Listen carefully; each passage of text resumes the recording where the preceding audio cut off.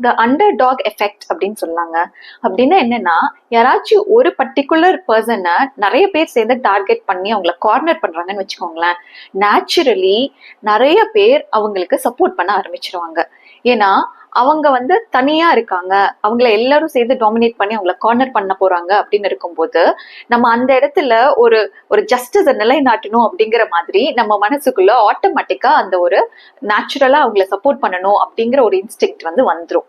So அதுதான் mister Vijay அவர்களுடைய விஷயத்திலயும் நடந்துச்சு. இந்த political parties like DMK, ADMK, இல்ல மற்ற பார்ட்டிஸா இருக்கட்டும், இல்ல நிறைய இந்த பாலிடிக்ஸை ரொம்ப வருஷமா ஃபாலோ பண்ணிட்டு வரக்கூடிய ஒரு எக்ஸ்பர்ட்ஸ் அவங்களுடைய வியூஸ் சொல்லும் போதா இருக்கட்டும், எல்லாருமே என்ன பண்ணாங்கன்னா, மிஸ்டர் விஜய் அவர்களை ரொம்ப ரொம்ப அண்டர் எஸ்டிமேட் பண்ணாங்க.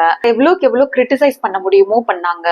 எந்த வகையிலெல்லாம் அவர்கிட்ட ஏதாவது ஒரு தப்பு கண்டுபிடிச்சு அதை ஹைலைட் பண்ணி அவரோட பேரை கெடுக்க முடியும் அப்படிங்கிற விஷயங்களை தேடி தேடி செஞ்சுக்கிட்டு இருந்தாங்க.